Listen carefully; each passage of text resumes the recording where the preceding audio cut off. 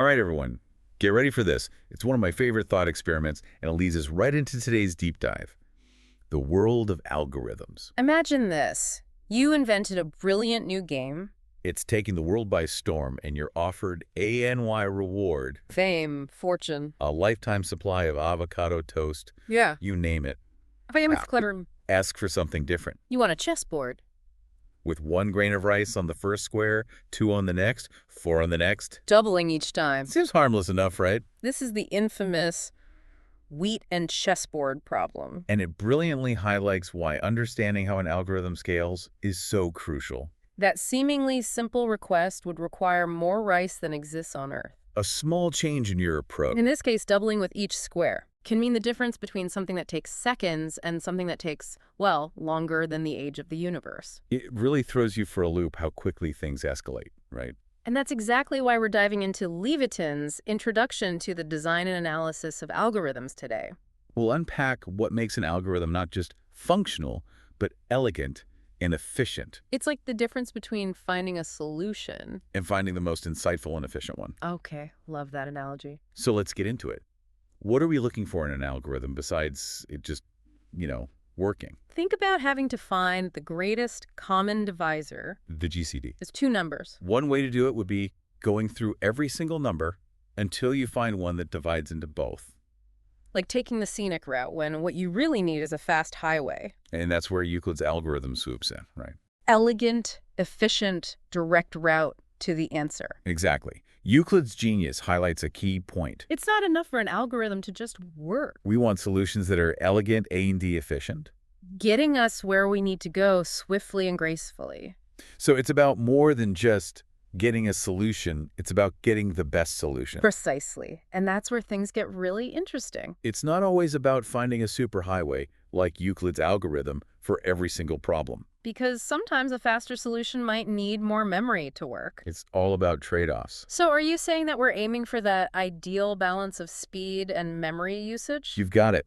Sometimes we take the fast route that needs more resources, Other times we compromise a little on speed for one that's more versatile. like choosing between a car or a bike, depending on where you're going. That's such a helpful way to think about it. It reminds me of those maps apps that let you choose between, like, the fastest route, the shortest route, or the one that avoids tolls. Exactly. And just like those apps, in computer science, we have ways to measure these trade-offs. Okay. That's where time complexity and space complexity come in. Okay, those sound a little intimidating. Close those down for me. No worries, we're not going to dive deep into the technical weeds here. Time complexity is all about understanding how much longer an algorithm takes as your input grows. Think about searching for a word in a document. Right. A simple algorithm might check each word one by one that works fine for a short email, right? Right, yeah. But what if it's a 1,000-page book? That's where understanding time complexity matters. You want an algorithm that doesn't slow to a crawl just because you gave it a bit more data. And space complexity. That's about how much memory the algorithm needs, right? Exactly. Sort of like how much RAM your computer uses when it's running a program. Does it hog all your resources? And this is where those trade-offs I mentioned become super important. Okay. Some algorithms might be lightning fast, but need tons of memory, like a supercar that guzzles gas. Yeah. Others might be slower, but incredibly memory efficient. Think of it as that trusty bicycle that can squeeze through tight spaces. So how on earth do we figure out this whole complexity thing? Do I need to brush up on my advanced calculus? Definitely not. While there are formal mathematical ways to analyze algorithms, what's really important is building your intuition. Okay, Levitin talks about this even without complex formulas. You can start to identify patterns just by thinking it through logically. Does the algorithm need to examine every single item in a list? Right. Does it have to do some intense calculation for each one? Okay. Those are clues that it might slow down as the data gets bigger. So it's less about crunching numbers and more about understanding the algorithm's strategy. How it fundamentally approaches the problem. Exactly. And you know what's really cool? That's that. Levitin talks about empirical analysis. Actually timing how an algorithm performs with real data. You can see firsthand how those choices play out in practice. That's like putting an algorithm through its paces. Right. Like field testing a new product prototype to see how it handles in the real world. You got it. And speaking of clever approaches, let's talk about algorithm design techniques. These are like problem-solving power-ups. This is where things get really exciting. Are these like secret strategies for crafting elegant and efficient solutions? They absolutely are. One really fascinating technique that Levitin covers is decrease and conquer. Remember the rice on the chessboard? As if I could forget. I'm still having nightmares about all that rice. Well, that doubling of the rice with each square, that's a classic example of decrease by a constant factor. Okay. It's like systematically shrinking the problem, not by a single unit, but by chopping it down in a clever way. And this pattern pops up in tons of efficient algorithms. Okay.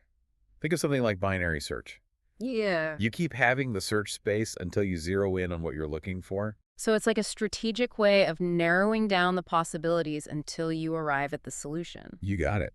And there are a bunch of other techniques: divide and conquer, dynamic programming, greedy algorithms. Wow. Each one is a different approach to breaking a problem down and solving it in the most elegant and efficient way.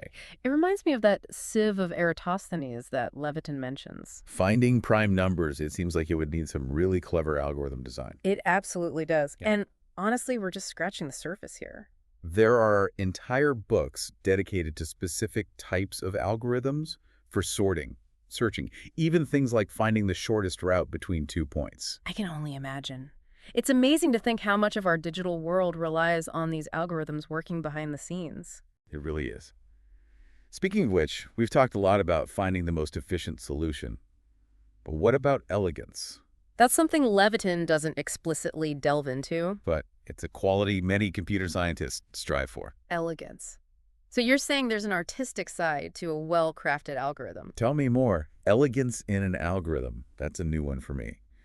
Is it like, I don't know, comparing a sleek, perfectly engineered race car to, say, a beat-up old clunker held together with duct tape? They both might get you from point A to point B. But one does it with a certain... I don't know, flair. That's a fantastic analogy. An elegant algorithm is often concise, insightful. Almost like it cuts right to the heart of the problem. Okay. It reveals a deeper understanding. And for many computer scientists, it's just as important as raw efficiency. So we're not just talking about speed and efficiency. But also a kind of beauty in the solution itself. I'm starting to see how this all connects. Exactly. And that brings us to a final thought-provoking question for you to ponder. Okay. Think about your everyday life. Something you do regularly. Can you think of a task where a more elegant solution, even if it's not the absolute fastest, would be preferable? That's a good one. I'm going to have to chew on that. This whole deep dive has been eye-opening. It really changes how I think about algorithms. It's not just about code, it's about problem solving, finding those elegant and efficient solutions hidden in everything we do. You hit the nail on the head. The principles we've explored today, Efficiency, elegance. these aren't limited to computer science. Right. They're deeply relevant to how we approach challenges, how we design solutions. How we strive for that perfect balance in every aspect of our lives. Well said.